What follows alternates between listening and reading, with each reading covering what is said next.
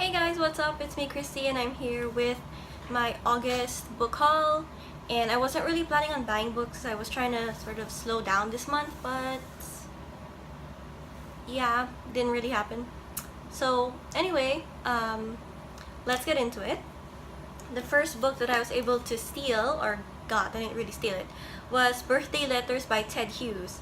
I actually saw two copies like right on top of one another in the bookstore, and I didn't have any money at the time, so I didn't get it. But then when I came back, there was only one. Well, actually there was none, but I really dug through the shelves and I was able to find the last copy, so I'm glad I found it. And it's really short too, so I'm really excited to get into this. And then after that, I was able to find the Vagina Monologues by Eve Ensler. So, and it's still in really good condition as well. It's just a floppy paperback, and the font is quite large. So I'm excited to start that as well, because it's also it looks short. It's like 160 plus pages. After that, I was also able to find William Burroughs' Cities of the Red Night. So it's really kind of hard to find him, and when I do find him, I'm just really thankful that his books are usually okay. So this is the Picador version, and the back cover is kind of lifting, so sadly, but I mean everything else seems to be alright with the edition. The next thing I was able to find was Ray Bradbury's Fahrenheit 451. I think there's either a movie or a TV show coming out about it right now, and it has Michael B. Jordan in it, so I was like, yes! I'm gonna read it first before I watch the movie, maybe TV show, I don't know, it's probably a movie. I didn't really look into it. I was just like, Michael B. Jordan! That was probably a longer explanation than needed to happen, but I mean, you know. And I found Book 1, Ranger's Apprentice, The Ruins of Gorland by John Flanagan. This is the series one of my best friends has been trying to get me to read for the longest time. She has like all 15, 16 books. She literally grew up with this series. So I'm excited to start it late in life, so hopefully not as much hype. But yeah, the rest of the series I don't need to buy because I can just borrow from her.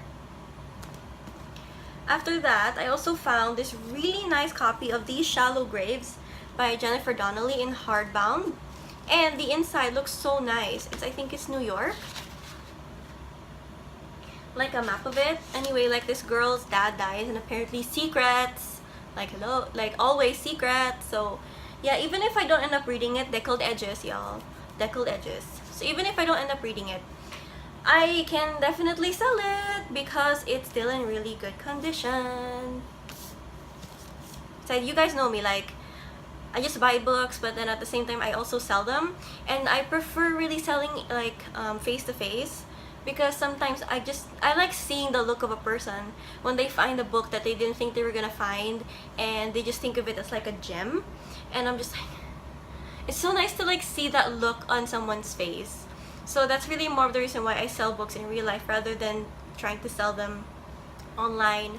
But of course I do have a few online friends who are exceptions, so I'll just send it to you guys if you want them. But yeah, that's for maybe later this year when if I decide to have another book sale. Not a lot of books will be sold because I didn't read a lot this year, and I sold already a couple books from the first half of this year, so yeah. Anyway, next up, I found Not That Kind of Girl by Lena Dunham. I've been wanting to get this book since it came out because I'm kind of interested in her, really, like just as a person. Not necessarily as an actress because I haven't watched her TV show. But yeah, I found this in book sale. Can you believe it? Like for really cheap too. And so there's also like little drawings inside, and I didn't know that the inside cover was so pretty. So yeah, I got this. And after that, what else did I... Oh yes! Isaac Asimov, Through a Glass Clearly. Kind of reminds me of, what's his name? Philip K. Dick, Through a Something Darkly. So, I don't know. Just kind of reminded me of that. This was also quite cheap, and I don't know, it seems like maybe if I don't want to read it, I can always lend it to one of my best friends who loves science fiction. Also, I think I like this because it had a lot of like science-ish elements. Besides, of course, I mean, like a spaceship. I think she would really like this. So, yeah. And then I saw this is mostly all from pretty much everything here is a thrifted book except the next couple ones I'll show you. This one though is from the last book from the thrifted store or the used bookstore, secondhand bookstore. Well, cheaper than fully booked. Anyway, I was like going back and forth as to whether I should get this because first of all, it's the second book in a series. Second of all, I can't find book one. And like third of all, I don't know if I want to read it, but at the same time I'm like I really enjoyed her books from the beginning of this year, and so I think that I will want to read the rest of her stuff. So I got the Shadowed Sun book 2 in book 2 of the Dream Blood, I guess this is a trilogy, by N.K. Jemisin. So I got my best friend to buy me book 1 in Manila, and I'm just waiting for it to arrive, and maybe I'll do another book haul in September so we can pretend I'm going to MIB, even though I'm not gonna do that this year.